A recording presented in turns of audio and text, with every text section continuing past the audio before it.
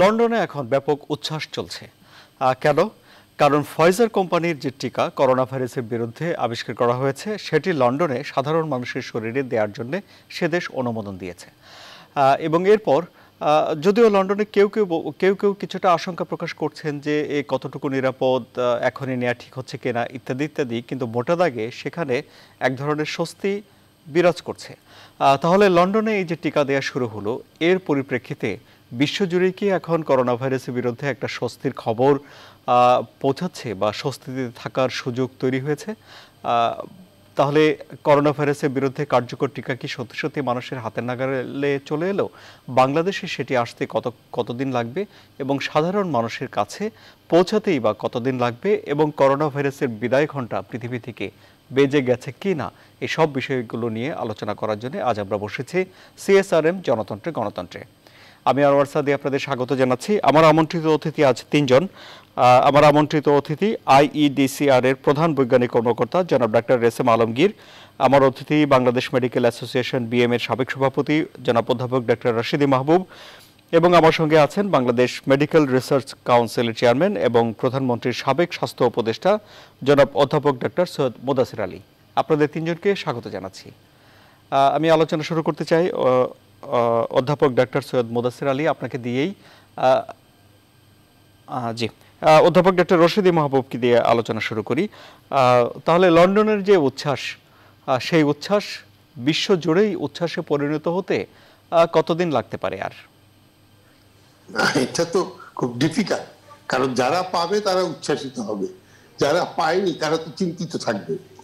সুতরাং ফাইজারের যে ভ্যাকসিনটা, সেটা তো ধর অ্যাকচুয়ালি জার্মানিতে তৈরি হচ্ছে এবং তারা ওইটা এফডিআর আর যেটা ওদের এফডিএ যেটা অ্যাপ্রুভ করে দিয়েছে, সেই প্রেক্ষাপটে আপনার ওটা কার্যকর শুরু হয়ে গেছে। কিন্তু ওটার কতগুলো বিশেষ বৈশিষ্ট্য হচ্ছে যে ওদের কোল্ড চেনটা কিন্তু অনেক কোল্ড লাগে, প্রায় 80 ডিগ্রি সেন্টিগ্রেডে ওটাকে কোল্ড করতে হবে, -80 ডিগ্রি। এখন এইটা কিন্তু আমাদের দেওয়ার সক্ষমতা নাই, কারণ আমাদের এখানে সেই কোল্ডের মেকানিজমটা, চেন মেকানিজমটা নাই। সুতরাং আমরা এটা এনে স্টোর করে জনগণকে দেওয়া বা না দেওয়া এটা পারবে না। তবে এর সাথে আরেকটা সম্পর্ক তারা বলেছিল, যেটা আমি ওদের লেখালেখিতে বুঝেছি, সেটা হচ্ছে কি এটাকে স্টেপ ডাউন করে ওরা ড্রাই আইসে করে ছোট ছোট প্যাকেট করে এগুলো বিভিন্ন দেশে পাঠাতে পারবে। হয়তো সেটা যদি হয়, তখন আমাদের সরকার যদি পারমিশন দেয়, হয়তো আমাদের যেটা হচ্ছে পাবলিক লেভেল না প্রাইভেট লেভেলে হয়তো এটা আসতে পারে। আমাদের বর্তমান যে জায়গাটায় আমরা আছি, সেটা আমরা 3 লক্ষ ভ্যাকসিনের একটা অর্ডার দেওয়া। সেটা হচ্ছে যে আমাদের অক্সফোর্ডের ভ্যাকসিনটা সম্বন্ধে আমাদের একটা অর্ডার দেওয়া আছে ভ্যাকসিনকো এবং সিরাম ইনস্টিটিউট অফ ইন্ডিয়ার সাথে। এবং তারপরেও আপনার গ্যাভি যেটা বলছে, তারা 6,90,00,000 পাওয়া যাবে, কিন্তু এখনো কিন্তু এটা বাজারে আসেনি, কারণ কিছু প্রক্রিয়া হয়তো বাকি আছে। এটা হলে হয়তো আমরা বলছি ফেব্রুয়ারিতে পাবো সরকার পক্ষ থেকে, কিন্তু আমরা কিন্তু সিরাম ইনস্টিটিউট থেকে আমরা কোনো ওই ধরনের ক্লিয়ারেন্স পাইনি। সুতরাং আমাদের এখানে কবে আসবে আমরা জানি না। আরেকটা আছে, ধরেন চাইনিজ, রাশিয়ান কিংবা ইন্ডিয়ান নিজেদেরও কিন্তু ওদেরও ভ্যাকসিন তৈরি করছে। এখন চায়না এবং রাশিয়ারটা মার্কেটে চলে আসছে, কোন কোন জায়গায় চলছে, কিন্তু আমাদের কোথা থেকে আসবে? আমরা কিন্তু খালি সরকারের টাকা বরাদ্দ আছে একটাই আমাদের জানা আছে, সেটা হচ্ছে সিরাম ইনস্টিটিউটেরটা। অন্য জায়গাগুলো আমাদের আনতে দিবে কিনা, আনতে দিলে আমাদের যে কোল্ড চেন মেনটেন্যান্সটা কিরকম হবে তা আমরা জানি না। তো ফাইজারের ইয়েটা যেটা, সেটা কমপ্লিকেটেড। মডার্নারটা হয়তো 20 ডিগ্রি সেন্টিগ্রেডে মাইনাসে মেনটেন করা যায়। তা আমি জানি না রাষ্ট্রীয় পর্যায়ে আমরা আশাবাদী, সরকারের টাকা বরাদ্দ আছে, টাকা আছে, কিন্তু ম্যানেজমেন্ট সাইটে কতটুকু এটা করতে পারছে সেটা কিন্তু আমরা স্বচ্ছ ধারণা পাই না। সাধারণ মানুষের কৌতূহল থেকে আমি আপনাকে একটা প্রশ্ন করতে চাই, যে এই যে বলছেন ফাইজারের টিকা 80 ডিগ্রি -80 ডিগ্রি এককের নিচে রেখে এটা সংরক্ষণ করতে হবে। এই টিকা যখন মানুষের শরীরে প্রবেশ করাতে হবে তখন এর তাপমাত্রা কত হবে? না, এটা কিন্তু আপনি এটা শুনুন, 80 ডিগ্রি এটা হচ্ছে রাখার জন্য, দেওয়ার জন্য তো এটা নিলেই দিয়ে দিতে পারবে। কারণ এটা তো এরকম না যে কিছুক্ষণ বাইরে থাকলে এটা নষ্ট হয়ে যাবে। ওটা কিন্তু প্রিজার্ভ করার জন্য, দেওয়ার জন্য কিন্তু ওই প্রশ্নটা নাই। দেওয়াটা কিন্তু দিয়ে দেওয়া যাবে। সুতরাং এটা ওই জায়গাটাতে কিন্তু আপনি কারেক্টলিও তো বলছেন, এবং আমি যতটুকু একজন ডাক্তার হিসেবে বুঝি যে ওইটা কিন্তু আমার ইয়ার থেকে বের করে আমি দিয়ে দিতে পারবো। কারণ এই দেওয়ার সময়টা কিন্তু খুব বেশি সময় লাগার কথা না। এখনো আমাদের দেশে যে ভ্যাকসিন কোল্ড চেন মেনটেন করে দেয়, ওটা তো কোল্ড চেনে নিয়ে নেয়, নিয়ে কোল্ড চেন থেকে বের করে দিয়ে দেয়। কারণ আমি কিন্তু আপনার ফাইজারের কথা বলেছি, তারা একটা ছোট্ট প্যাকেট করে ড্রাই আইসে এটা সাপ্লাই দিতে পারে, এবং তারা বলছে এটা 2 সপ্তাহ পর্যন্ত থাকবে। সুতরাং ছোট ড্রাই আইসে এটা যদি হয় তাহলে তো এটা সম্ভব হবে বলে আমার মনে হচ্ছে। সুতরাং ওইটা 80 ডিগ্রি সেন্টিগ্রেড নাকি বেশি বেশি হয়ে গেলে নিশ্চয়ই নষ্ট হবে, কিন্তু 80 ডিগ্রি থেকে নামতে তো সময় নেই, এর মধ্যে এটা দিয়ে আমরা এখনো যেটা ইমিউনাইজড হই বিভিন্ন সময়ে আমাদের নর্মাল ফ্রিজ থেকে, সেটা কিন্তু ফ্রিজ থেকে বের করে আমাকে দিতে তো কিছুটা সময় লাগে। এখনো ধরুন নিউমোনিয়া বা ইনফ্লুয়েঞ্জার ভ্যাকসিন, এটা তো ফ্রিজেই রাখি, ফ্রিজ থেকে বের করে তো আমাদের দেয়। ওই সময়টুকু তো কিংবা কোনো একটা জায়গায় ক্যারি করে নিয়ে দিচ্ছে, এইটুকু সময়ের জন্য আমার মনে হয় না যে একেবারে ওটা রাখতে পারলে ভালো। আমি আপনার কাছে আবারও আসবো। আমি যেতে চাই IEDCR এর প্রধান বৈজ্ঞানিক কর্মকর্তা জনাব ডাক্তার SM আলমগীরের কাছে। জনাব ডাক্তার SM আলমগীর, আজ দুপুরে আমি বেশ কয়েকটি ফোন পেয়েছি এবং যারা ফোন করেছেন তারা প্রত্যেকেই বলেছেন যে বাংলাদেশে নাকি এই সামনের মাসের মাঝামাঝি নাগাতেই টিকা চলে আসবে, এবং দু একজন আরেকটু এগিয়ে বলছে যে ডিসেম্বরের মাঝামাঝিতেই নাকি বাংলাদেশের বাজারে টিকা সহজলভ্য হয়ে উঠবে। এই কথাগুলো ছড়ছে, আপনার কাছে কি এ ধরনের কোনো খবর আছে? যেটা ফাইজারের টিকা যেটা বাজারজাত করার জন্য যুক্তরাজ্যের রেগুলেটরি অথরিটি পারমিশন দিয়েছে, সেটাও ডিসেম্বরের মাঝামাঝি পর্যন্ত পাওয়া যাবে না আসলে। আর মার্কিন যুক্তরাষ্ট্র যেটা করছে ফাইজার কিংবা মডার্না, ডিসেম্বরের 10 তারিখে তাদের মিটিং তথ্য নিয়ে যে ইমার্জেন্সি অথরাইজেশন দেওয়া যাবে কিনা। মার্কিন যুক্তরাষ্ট্র এরকম একটা প্রস্তুতি নিয়ে রেখেছে, যদি 10 তারিখে পাওয়া যায় তাহলে 11 তারিখ থেকে ভ্যাকসিনেশন শুরু করবে।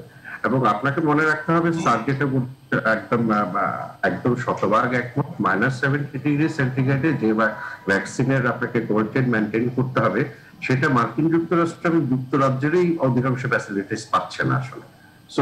এবং আমাদের এই অঞ্চলে কোনো দেশেরই সেটা কিন্তু আসলে সামর্থ্য নেই। কিন্তু বাস্তবতা হচ্ছে যে বাংলাদেশ যে ভ্যাকসিনেশন প্ল্যান করার, যেটা স্যার প্রস্তুতির কথা বলেছেন, আমাদের যে ভ্যাকসিন ডিপ্লয়মেন্ট প্ল্যান সেটা কিন্তু করা হয়ে গেছে। এখানে আমি প্রফেসর মুদাসসির আলী স্যারকে দেখতে পাচ্ছি। স্যার জানেন 2009-10-এ আমরা যখন সোয়াইন ফ্লুর সময় একটা বিশাল ভ্যাকসিনেশন প্ল্যান করেছি, অলমোস্ট একই রকম কর্মকাণ্ড এখানে হয়েছে। এবং আমরা সেটা কিন্তু আমাদের একটা বিশাল সুবিধা যে ইপিআই আমাদের খুবই সাকসেসফুল একটা প্রোগ্রাম, এবং সেখানে 2 to 8 ডিগ্রি সেন্টিগ্রেডের যে স্টোরেজ ক্যাপাসিটি সেটা সারা দেশেই আছে। এখন এই জন্যই হয়তো অক্সফোর্ডের ভ্যাকসিনটা বাংলাদেশে পরিধানযোগ্য বা পাওয়া গেছে। এখানে মনে রাখতে হবে, মডার্না এবং ফাইজারের ভ্যাকসিনটা কিন্তু mRNA ভ্যাকসিন, মেসেঞ্জার আরএনএ। পৃথিবীতে এর আগে কখনো গণমানুষে mRNA ভ্যাকসিন প্রয়োগ করা হয় নাই, এটাই প্রথম প্রয়োগ করা হবে। এবং এখন পর্যন্ত এই দুটো ভ্যাকসিনের তথ্য নিয়ে যে বিশ্লেষণ আমরা দেখি, সেগুলি কিন্তু কোম্পানি যতটুকু বলে ততটুকু।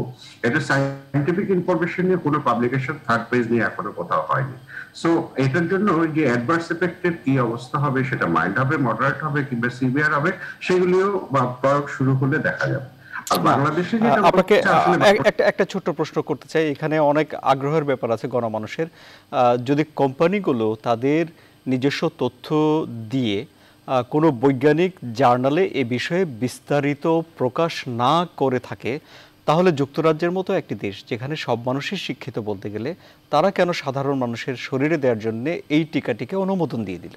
জনাব আলমগীর।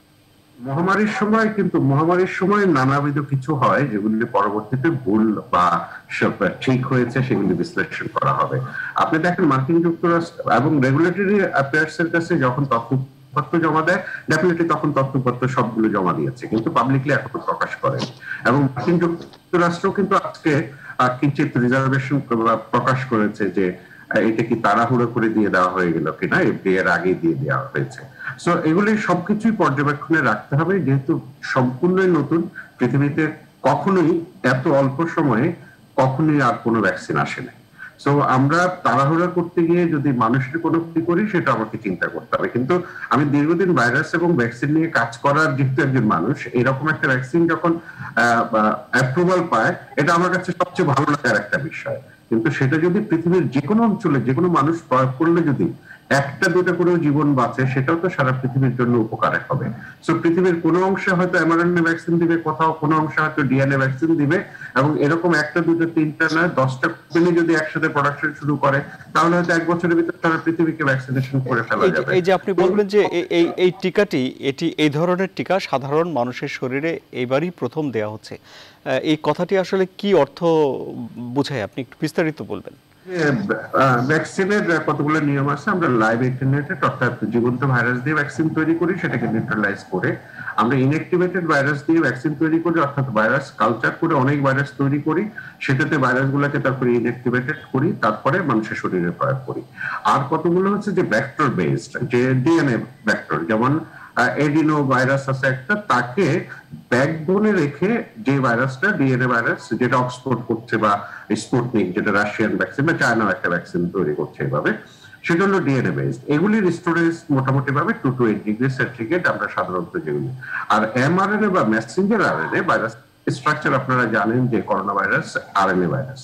সো এখানে এমআরএনএ কে বেসড করে একটা ভাইরাসের আরএনএ কে ইনপুট করে, যেটা আমরা স্পাইক প্রোটিনের কথা খুব বলি, সেই স্পাইক প্রোটিনকে অ্যাক্টিভেটেড করার জন্য শরীরে একটা এমআরএনএ স্থাপন করা হয়েছে। অর্থাৎ এইরকম প্রযুক্তিতে যদি আসলে সারা পৃথিবীতে ভ্যাকসিন তৈরি করা শুরু হয়, তাহলে সেটা 1 বছরের ভিতরে বানানো সম্ভব হবে, কারণ ব্যাকবোনটা আগেই তৈরি করে রাখা যাবে, শুধু স্পেসিফিক ভাইরাসের এমআরএনএটা ইনজেক্ট করতে হবে। সো এগুলো একদমই নতুন পদ্ধতি, মডার্ন সায়েন্স, এবং আমরা আশা করি যে এগুলির প্রয়োগ ভালো হবে, এগুলির ফলাফল ভালো হবে, তাহলে কিন্তু সারা পৃথিবীতে ইনফেকশন ডিজিজের ক্ষেত্রে একটা বৈপ্লবিক পরিবর্তন আসবে। জি, আমি আপনার কাছে আবার আসবো, জনাব অধ্যাপক ডক্টর সৈয়দ মুদাসসির আলী। তাহলে তাড়াহুড়ো করে শরীরে টিকা নিয়ে নেয়ার যে বাসনা অনেকের ভিতরে কাজ করছে, সেই বাসনা কতটুকু যৌক্তিক, কতটুকু অযৌক্তিক বলে আপনার কাছে মনে হয়? আমি আমার এই দীর্ঘদিনের বিএমআরসির চেয়ারম্যান হিসাবে কাজ করার ফলে আমি সায়েন্টিস্টদের নিয়ে কাজ করি। Basically I M a manager. যেমন যদিও রশিদে মাহবুব ভাই বলছেন যে না ঠিক আছে, কারণ এখানে একমাত্র সায়েন্টিফিক জেনুইন ব্যাকগ্রাউন্ড হচ্ছে আলমগীর, কিন্তু রশিদে মাহবুব ভাই কিন্তু বহুদিন ধরে ফলো করেন, সুতরাং সেই দিকটাও he is a very good student.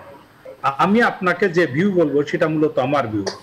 আমার মনে হয় যে এই ভ্যাকসিনের পিছনে দৌড়দৌড়ির চেয়ে স্বাস্থ্যবিধি মানাটা বেশি গুরুত্বপূর্ণ, এবং আমাদের টার্গেট করা উচিত 2021 সালের ডিসেম্বর পর্যন্ত আমরা স্বাস্থ্যবিধি ঠিক মতো মানব। কারণ একজন ধরেন আমাকে ভ্যাকসিন দিলেও আমি ইমিউন হলাম, কিন্তু আমি তো ক্যারিয়ার। আমি যে আলমগীর ভ্যাকসিন নাই, আলমগীরকে বলতেছে যে 70% লোক দিলে হার্ট ইমিউনিটি ডেভেলপ করে সে। আর এখন যেভাবে আমেরিকা এবং ব্রিটিশ দিয়েছে, আমিও ব্রিটেনে লেখাপড়া করেছি, পরীক্ষা নিতেও গিয়েছেন, আমার মতে ইট ইজ টোটালি আনএথিক্যাল। আমি বিএমআরসির চেয়ারম্যান হিসেবে দায়িত্ব নিয়ে বলতে পারি যে তারা ইথিক্স ফলো করে নাই। কারণ হচ্ছে যে কোম্পানি তারা শুধু পাবলিককে বলতেছে 95%, তারা কাগজপত্র জমা দিচ্ছে তাদের রেগুলেটরি অথরিটিকে, কিন্তু কোনো সায়েন্টিফিক জার্নাল বা পৃথিবীর লোক, আমরা কি গিনিপিগ? আমাদের জানার অধিকার নাই। এটা পুরো ব্যবসা। আমেরিকা যেটা বলে যে তারা ব্যবসা বুঝে ওপেন মার্কেটে, সেই ব্যবসা তারা আবার পিছনে ফেলার জন্য ব্রিটেন করেছে।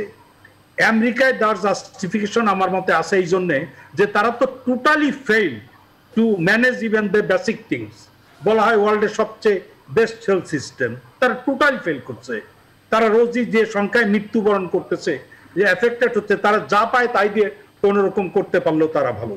কিন্তু আমাদের দেশের বর্তমান যে অবস্থা, তাতে আমরা, যেটা মাননীয় প্রধানমন্ত্রীও বারবার বলেছেন এবং প্রত্যেক বক্তা এবং প্রত্যেক মিডিয়া যেটা বলছে, আমাদের গুরুত্ব দিতে হবে হচ্ছে যে এটা যেহেতু ইন্ডিভিজুয়ালের উপরে নির্ভর করে, এই জন্য একটা কঠিন কাজ।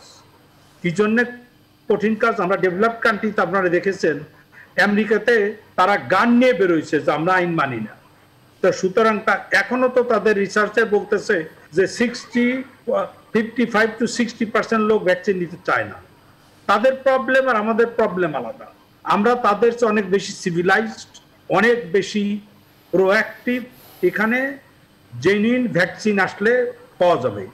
যে ভ্যাকসিন পরিষ্কারভাবে বলতেছে যেটা কতদিন ইফেক্টিভ জানি না, এক এক দিন এক এক রকম ইনফরমেশন। যেমন আমি তো বসে থেকে, যেহেতু করোনাতে বেরোনোরও কিছু নাই, সব দেখি এখন বলতেছে যে 5 days আপনি ওই -80 না রেখেও করা যাবে।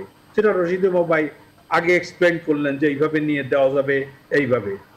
তারা পাবলিকের কাছে তাদের ডাটা এবং সায়েন্টিফিক জিনিস কেন লুকিয়ে রেখে তারা তাদের মত অনুযায়ী এক জায়গা আজকে দিল আর একটা দিবে? এটা তো ব্যবসা। যে এইটা দেখে যদি ডেভেলপিং কান্ট্রি, আমি জানি যে মডিফাইড প্লেন আপনারা দেখেছেন, যেখানে কোল্ড আইস চেম্বার দিয়ে ক্যারি করা যায়। ঢাকা এখন আমাদের বাংলাদেশে অর্থনীতির যে অবস্থা, একটা প্লেনের ভ্যাকসিন আনলে আগের থেকে ঠিক করে 5,000 টাকা লাগলেও লোক দেওয়ার অভাব হবে না, যদি লোকে বুঝে ইফেক্টিভ। আমাদের তো we shall be in a great problem এরকম হলে। কাজ ইফেক্টিভ না, তাহলে তো নেগেটিভ মেসেজ যাবে। এরপরে যখন আমরা অধ্যাপক ডক্টর সৈয়দ মুদাসসির আলী, অনেকেই তো শুনেছি প্রস্তুতি নিচ্ছেন, লন্ডনে একটু করে যাবেন, টিকাটা নিয়ে তারপরে দেশে ফিরে আসবেন, কিন্তু আপনি তো বলছেন লন্ডনে যে কাজ হচ্ছে সেটি অনৈতিক। তাহলে তো অনেকের স্বপ্নের গোড়েবালি পড়ে গেল। না শোনেন, এইটা হচ্ছে কি, মিডিয়াতে আসা একটা প্রবলেম, এটা যে মেসেজটা তো রং হইতেছে। আমি তো একটু আগে বললাম যে এখন যদি বলি যে এটা রং হয়েছে, তাও বলা যাবে না, জেনুইন ভ্যাকসিন আসবে, তখন তো প্রবলেম। কিন্তু আমি ডেফিনেটলি দায়িত্ব নিয়ে বলতে পারি যে এখন পর্যন্ত যেটা আলমগীর বলেছে, আমি সেটাকে 100% একমতে বলবো যে সায়েন্টিফিক্যালি এইটা যে লোকের কতটুকু উপকার করবে সেই সম্বন্ধে পৃথিবীর কেউ জানে না, ম্যানুফ্যাকচারাররাও জানে না। তাদেরকে যখন জিজ্ঞাসা করা হয়, তারা আজকে একটা রিপোর্টে বললো যে 7 দিন পরে ফার্স্ট ডোজ দেওয়ার পরে দেখা যাবে যে ইমিউনিটি কতটুকু হয়েছে, তারপরে 3 সপ্তাহ পরে দিবে। আচ্ছা 3 সপ্তাহ পরে দেখলে ইমিউনিটি আরো বাড়বে, ওই ইমিউনিটি থাকবে কতদিন? যদি দেখা যায় 7 দিন পর আবার চলে গেছে, তাহলে কি আবার দিবে ভ্যাকসিন? সুতরাং আমি মনে করি আমাদের মতো ডেভেলপিং কান্ট্রিতে আমরা যেভাবে ম্যানেজ করতেছি, একই সাথে এই করোনাকেও ফেস করতেছি, লাইভলিহুডও চলছে। হ্যাঁ, ফর দ্য টাইম বিং আমাদের একটু বাড়ার টেন্ডেন্সি ট্রু, কিন্তু ওরা যেখানে বলতেছে যে অনেক সময় লাগবে, আমি মনে করি আমাদের দেশে কোনো ভ্যাকসিনই ইমার্জেন্সি বেসিসে এখন আনাটা আমার মতে সায়েন্টিফিক দৃষ্টিতে ভুল হবে। কেন ভুল হবে? কারণ আরো দেখা দরকার আছে, ওদের রেজাল্টই দেখা দরকার আছে। যেমন আপনারা দেখেছেন আজকে পত্রিকায়, ইন্ডিয়ায় একজন, সে মেন্টালি তার ব্রেন ট্রেন এফেক্ট করছে। এখন এসবগুলি অন্য কারণে হতে পারে। সুতরাং আমার মনে হয় আমরা যে পর্যায়ে আছি, আমাদের যে লেভেল ইনফেকশন, যে লেভেল ডেথ রেট, তাতে এতে হুড়োহুড়ি করার মতো আমাদের অবস্থা আমেরিকার মতো না, যেখানে হাজার হাজার লোক মারা গেছে। ব্রিটেন চেক করতে, হোল ইউরোপ চেক করতে পারতেছে না। সেই তুলনায় তো আমরা অসম্ভব ভালো। ইভেন আমাদের নেইবারিং ইন্ডিয়ার তো আমরা ভালো পজিশনে আছি। সেই জন্য আমার মনে হয় আমরা ভ্যাকসিনে লাফালাফি করা মানে হচ্ছে বিজনেসম্যানদের সাহায্য করা। এখন আমাদের সিদ্ধান্ত নিতে হবে যে আমাদের সায়েন্টিস্ট হিসাবে যে দায়িত্ব বা বিভিন্ন পজিশনে থাকা, যেমন আলমগীরের এমন একটা পজিশন, সে ভ্যাকসিনের পক্ষে তার বলতে হবে, আবার ডিফিকাল্টিসটাও বলতে হবে। রশিদে মহাপরে তাই, আমারও তো তাই, আপনাদেরও তাই, একই দায়িত্ব। আমি মনে করি যে জি, আমি আপনার কাছে আবার আসবো অধ্যাপক ডক্টর রশিদী মাহবুব। তাহলে আমরা কি সায়েন্সের সঙ্গে থাকবো না বিজনেসের সঙ্গে থাকবো? আমি প্রথম কথাটা হচ্ছে যে কথাটা এখানে যেটা গ্লোবালি হচ্ছে, কারণ এই ভ্যাকসিন গুলো সম্বন্ধে আমরা কম জানি, এটা গেল 1 নম্বর। এবং পৃথিবীতে ধরেন যেই কাজটা করে world health organization is the custodian of global health, কোনো ইন্ডিভিজুয়াল কান্ট্রি কিন্তু নয়। এখন ওয়ার্ল্ড হেলথ যখন যদি বলে যে দিস আর সেফ, তারা কিন্তু সাইন্টিফিক্যালি সেটা বলবে, কারণ তাদের ব্যবসা বা আবেগতাড়িত নয়। আমরা কিন্তু এখন পর্যন্ত জানি না ইন্ডিভিজুয়াল নেশনের রেগুলেটরি যারা তারা দিতে হবে, ওয়ার্ল্ড হেলথকেও বলতে হবে যে এগুলো সেফ। এখন এই ভ্যাকসিন গুলো সম্বন্ধে গতি প্রকৃতি তার কিছুই কিন্তু তত জানা নেই। এখন যারা ব্যবসা করে ব্যবসায়িক দৃষ্টিভঙ্গিতে, যেমন আমার এখানে এখন নতুন আলু পাওয়া যায়, নতুন আলু তুলে দিয়েছে কিন্তু পরিপক্ক না, কিন্তু বাজারে মার্কেটটা ভালো আছে। তো এখন এইগুলো কিন্তু ধান্দাবাজদের একটা ব্যাপার আছে। আমরা আমাদের দেশের নিজের ধান্দাবাজদের কথা বলি, গ্লোবাল ধান্দাবাজরা আছে। তা আমার ওই জায়গাটি আমাদের বলা, আমরা কিন্তু একটা জায়গায় আমাদের অ্যাকচুয়ালি করতে হবে, scientifically it must be prove it is safe, effective এবং কস্ট এফেক্টিভ সবগুলো। সেই প্রেক্ষাপটে আমাদেরকে আনতে হবে এবং আমরা সেই জায়গাতে অক্সফোর্ডেরটাকে আমরা টার্গেট করেছি। এবং ইন্ডিয়া তো বানাচ্ছে, চায়নাতে বানাচ্ছে, রাশিয়াতে বানাচ্ছে, আমেরিকাতেও বানাচ্ছে, অন্যান্য অনেকে বানাতে পারে। আমাদের টার্গেটটা কিন্তু ওইখানে রাখ। এখন আজকে যদি মনে করেন যে আমেরিকারটা টার্গেট ভালো, আমাদের তো আনতে কোনো অসুবিধা নেই, যেটা ডক্টর মোদাসেরও বললো। আমাদের প্রাইভেট সেক্টর তো আছে, প্রাইভেট সেক্টরকে নেবি। আর বাংলাদেশের 10 কোটি 20 কোটি লোক যা আছে, সবাইকে তো ভ্যাকসিনের সরকার করাতে পারবে না, কারণ আমাদের দেশে তো একটা কি বল লিমিটেশনও আছে। তা আমার মনে হচ্ছে যে ওই জায়গাতে আমাদের আসতে হয়, let us know that it is effective and it is a যেটা কমপ্লিকেশন তত নাই। এই জায়গাটা যখন আসবে তখনই আমাদের ভ্যাকসিনেটেড হওয়া উচিত। আর by this time the best possible one, স্বাস্থ্যবিধি যদি মেনে চলা হয় তাহলে কিন্তু আমাদের অনেক প্রবলেম সলভ করা যাবে। আমরা কিন্তু ওইটা ভ্যাকসিনটা আনতেছি ইরিডিকেশনের জন্য, দ্যাট ইজ আমরা যদি একটা হার্ড ইমিউনিটি ওইটা দিয়ে আমাদের ইনফেকশনকে দিয়ে একটা হার্ড ইমিউনিটির চেইনে পাইতে পারি, তাহলে কিন্তু আমরা ভালো থাকতে পারবো। কারণ আমি এখনো বুঝি না, অ্যান্টিবডি পাচ্ছে না, কিন্তু তারা আবার বলতেছে অ্যান্টিবডি না পাইলেও টি সেলটা ওয়ার্ক করে। এগুলো তো তারা দেখতেছে, আমরা কিন্তু দেখিনি। তারা কাকে দেখাচ্ছে? আমার জিনিস খুব ভালো, আপনি তো বলবেন, কিন্তু এইগুলোই যখন আপনার ক্রসিং হবে, তা সেটা না হওয়া পর্যন্ত আমরা কিন্তু বুঝতেই পারছি না কোনটা সেফ এবং কতটুকু সেফ। এই জায়গাটা কিন্তু আমাদের দ্বন্দ্ব থেকে যাচ্ছে। একটি কথা এখন ব্যাপক জনপ্রিয় হয়েছে, অধ্যাপক ডক্টর রশিদী মাহবুব, সামাজিক যোগাযোগ মাধ্যমে অনেকে বলছেন, সেটি হলো মাস্ক হলো গরিবের ভ্যাকসিন। কিন্তু মাস্ক পরার সঠিক নিয়ম কোনোভাবেই প্রচারিত হচ্ছে না। অনেকেই আমি দেখেছি দোকানে গিয়ে 2 হাতে মুঠো করে মাস্ক কিনে নিয়ে যাচ্ছে, মাস্ক পকেটে রাখছে, আর থুতনিতে মাস্ক রেখে তো টেলিভিশনে অনেকে আসছে। তাহলে আমরা কিভাবে স্বাস্থ্যবিধিটা মানব? আর একটু ছোট করে দিই, আমরা মাস্কটা কেন পরি? প্রথম কাজটা হচ্ছে যে নট নোন, যে লোকটা জানা নাই সে কোভিডে আক্রান্ত হয়েছে কিনা, সে যদি হাঁচি কাশি দেয় সেটা কিন্তু স্প্রেড করবে। যে লোকটা হয় নাই সে তো আর স্প্রেড করবে না, সে কিন্তু একটা মাস্ক পরতেছে যাতে ওই হাঁচি কাশিটা থেকে তার কাছে না আসে। সুতরাং মাস্কের যদি আবার ইনডেপথে যাই, সেখানে কতগুলো ফ্যাক্টর আছে। তা আমি মনে করি যে অনেকে পারে না, 95টা পড়তে পারে না, শ্বাসকষ্ট হয়, আছে। With all this odds still আমি মনে করি we are more civilized than others. কারণ আমরা কিন্তু গলায় ঝুলে রাখলে তো পড়তেছে, হয়তো সেটা উপরে দিচ্ছে না। আমি মনে করি যে বাংলাদেশের প্রেক্ষাপটে আমাদেরকে ওই এডুকেশনটুকু দেওয়া দরকার, হ্যাবিট পারফেক্টলি। তোমরা যে কাজটা করো না, বাইরে গেলে মাস্কটা ছেড়ো না, আর এরকম জায়গায় যেও না যেখানে কনসেন্ট্রেশন অফ পিপল বেশি। এই দুটো যদি মেনে হয়, এবং সেখানে আমি জনপরিবহনের জন্য বলতেছিলাম, জনপরিবহনের যে জায়গাটা সেখানে কিন্তু তাদের মাস্ক দেওয়া এবং স্যানিটাইজার দেওয়া উচিত।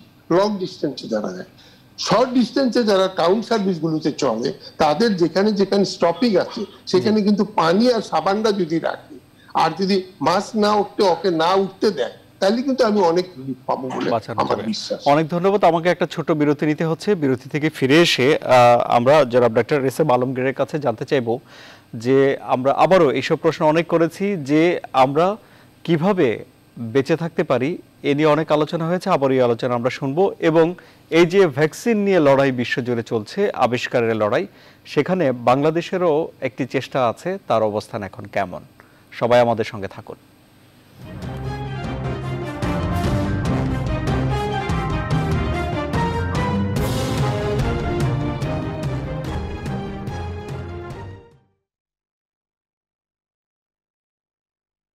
আবারও স্বাগত। আপনারা দেখছেন CSRM জনতন্ত্র গণতন্ত্র। জনাব ডক্টর এস.এম. আলমগীর, তাহলে এই যে ভ্যাকসিন আবিষ্কারের প্রতিযোগিতায় বাংলাদেশের অবস্থান এখন কোথায়? ধন্যবাদ। আসলে বাংলাদেশে যদি কেউ বিজ্ঞান ভিত্তিক গবেষণা নিয়ে চেষ্টা করে, এবং সেটাকে অবশ্যই আমরা স্বাগত জানাবো। এবং আমরা কেন, আমার মতো যারা আমরা বিজ্ঞান চর্চা করি, এরকম কেউ চেষ্টা করছে, এটাই একটা ভালো খবর। আর ভ্যাকসিন নিয়ে যেটা হয়েছে সেটা হচ্ছে যে প্রিক্লিনিক্যাল ট্রায়াল তারা করেছে, তাদের একটা কিছু তথ্য তারা প্রকাশ করেছেন বাংলাদেশের একটা কোম্পানি। এখন পরবর্তী ধাপ হচ্ছে যে ফেজ 1 ক্লিনিক্যাল ট্রায়াল করা, এবং সেটার জন্য বিএমআরসির কাছে, স্যার এখানে আছেন, স্যারদের কাছে প্রটোকল সাবমিট করতে হবে যথেষ্ট তথ্য দিয়ে। কারণ মানুষের প্রয়োগ করতে হলে আমাদের বিশেষভাবে সাবধানতা অবলম্বন করতে হয়, এবং সেটা ক্লিনিক্যাল একটা রিসার্চ যাদের অর্গানাইজেশন সিআরও আছে তাদের মাধ্যমে করতে হবে। এবং সেই প্রটোকলটি সাবমিট করলে বা বিএমআরসির যে বিশেষজ্ঞরা আছে তারা সেটা বিশ্লেষণ করবে, রিভিউ করবে। যদি সেটা গ্রহণযোগ্য হয় তাহলে তারা পারমিশন দিবে ফেজ 1 ক্লিনিক্যাল ট্রায়ালের জন্য। এটাই হলো নিয়ম। এবং তারপরে এটা ড্রাগ অ্যাডমিনিস্ট্রেশনে যাবে, যেখানে তাদের যেহেতু এটাতে অনেক ম্যাটেরিয়াল লাগবে, বিভিন্ন জায়গা থেকে আসবে, তাদের পারমিশন লাগবে। সো এগুলি হচ্ছে, এটা হচ্ছে যে আমার কাছে তাত্ত্বিক নিয়ম। এখন এটার ব্যত্যয় ঘটি আসলে সারা পৃথিবীতেই কখনো কেউ কোনো ভ্যাকসিন কিংবা ড্রাগের জন্য তৈরি না, এবং সেটাই তারা সেই পথে আমরা যতটুকু জানি হাঁটছে, এবং আমরা তাদের শুভকামনা করি। কিন্তু আপনাকে মনে রাখতে হবে, ডিএনএ বা আরএনএ ভ্যাকসিন আমরা যেটাই তৈরি করি, এগুলো অত্যন্ত জটিল প্রসেস। দীর্ঘদিনের গবেষণায় বিভিন্ন কোম্পানিগুলো তৈরি হয়েছিল, যেখানে প্রায় মডার্নের সাথে ইউএস গভর্নমেন্টের এনআইএস জড়িত। আমার কাছে ভালোই লাগে যে আমি এনআইএস এর পোস্টডক ছাত্র ছিলাম। সো এবং বিশাল, যেমন অক্সফোর্ড ভ্যাকসিনটা, যেটা অক্সফোর্ড ইউনিভার্সিটির একটা ভ্যাকসিন ডিপার্টমেন্ট টোটাল এটার সাথে জড়িত। সো শুধু যে কোম্পানিগুলো করবে তা না, তাদের প্রত্যেকটা ইউনিভার্সিটিতে বা বিভিন্ন জায়গায় ওয়েস্টার্ন ওয়ার্ল্ডে সেই সুযোগগুলো আছে গবেষণা করার। সেগুলির একটা চূড়ান্ত পরিণতি এসে আমরা দ্রুত ভ্যাকসিনে তৈরি করতে গেলাম। এখন বাংলাদেশেও যদি আমরা প্রটোকল ফলো করে সবকিছু করি, এবং বাংলাদেশের মানুষের জন্য যদি কোনো ভালো কিছু তৈরি হয়, সেটা অবশ্যই আমরা, যেহেতু যারা টুকটাক বিজ্ঞান চর্চা করি, আমাদের কাছে সেটা অবশ্যই একটা গর্বের ব্যাপার হবে। আমরা তাদের অবশ্যই শুভকামনা করি। জি, আর একটা কথা ভাবে যোগ করে দিতে চাই, যেটা আমাদের শ্রদ্ধেয় স্যাররা বলেছেন, বাংলাদেশে ভ্যাকসিন আনার ক্ষেত্রে আমাদের একটাই শর্ত আছে। এখানে আমরা যদি বিশ্ব স্বাস্থ্য সংস্থা যদি প্রি কোয়ালিফিকেশন না দেয়, তাহলে সেই ভ্যাকসিন আমরা বাংলাদেশে আনবো না। এটা স্পষ্ট করে আমাদের জাতীয় পরিকল্পনায় সেটা লেখা আছে।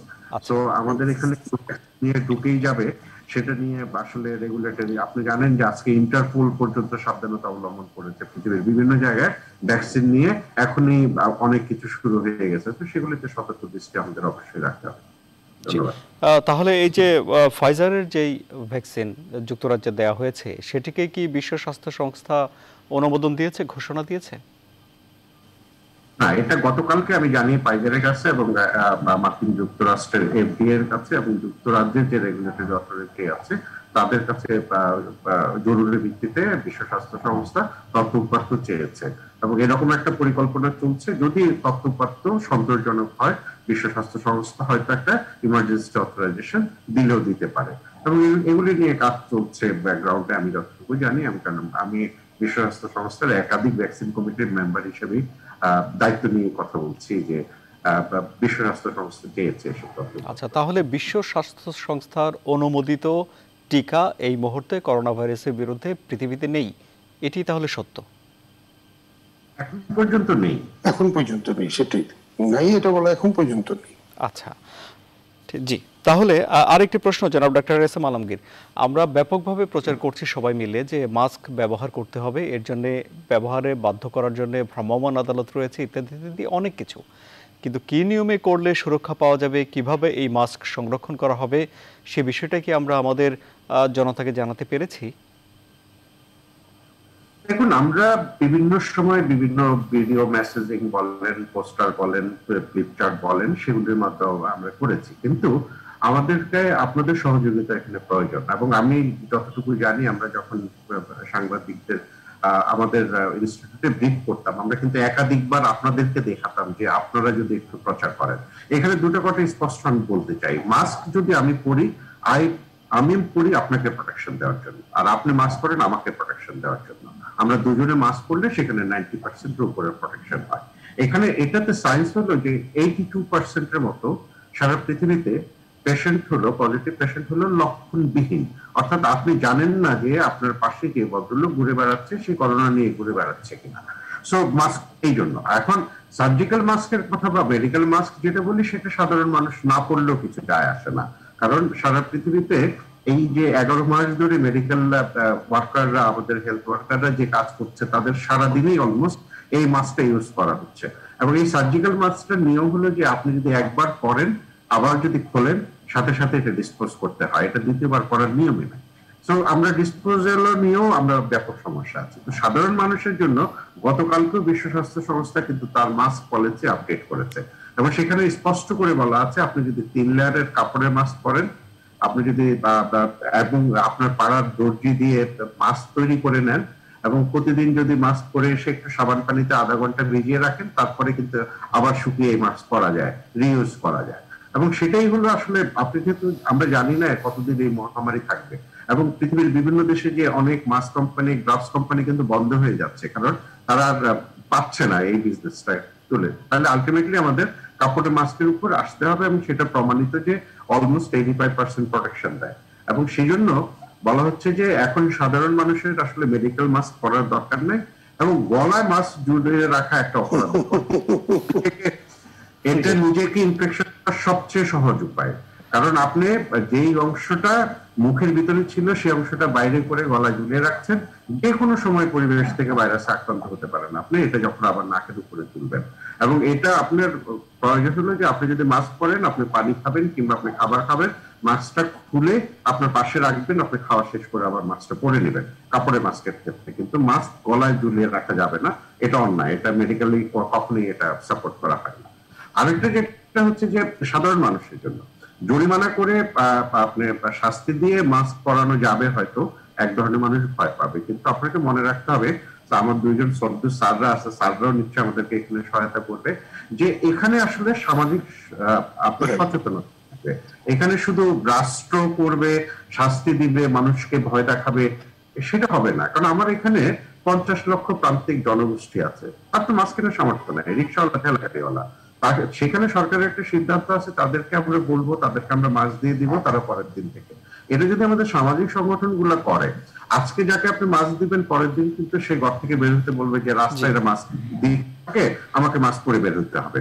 এবং একটা দুটো সংগঠন যদি এভাবে শুরু করে, অনেক সংগঠন রাস্তায় নেমে আসবে। তবে এখানেও আমি একটা কথা ইদানিং কালে দেখি যে 1 সেকেন্ড 30 সেকেন্ড আমাকে সময় দিতে হবে। ইদানিং কালে দেখছি জনসচেতনতা তৈরি করার জন্য অনেকেই মাস্ক পরে জনসমাবেশ করছেন, অর্থাৎ দল বেঁধে, লাইন বেঁধে, স্বাস্থ্যবিধি না মেনে বা ডিস্টেন্সটা মেনটেন না করে এই জনসচেতনতা বৃদ্ধি করার চেষ্টা করছেন। দয়া করে এটা করবেন না। এবং এত গ্যাদারিং করে জনসচেতনতা বৃদ্ধি করলে আপনারা যে কয়জন মিলে গণসচেতনতা তৈরি করার কাজ করছেন, আপনারা আক্রান্ত হয়ে যাবেন, সবাই মিলে আক্রান্ত হতে পারে।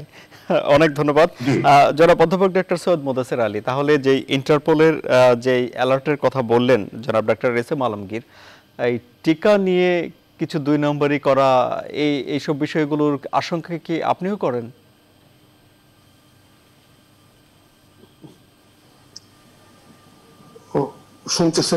না, দুঃখিত জনাব অধ্যাপক ডক্টর রশিদী মাহবুব, তাহলে টিকা নিয়ে 9/6 বা 2 নম্বরই ভুয়া টিকা আনার বিষয়ে, এই ধরনের বিষয়ে কি এখন সচেতন থাকতে হবে এদেশের মানুষকে?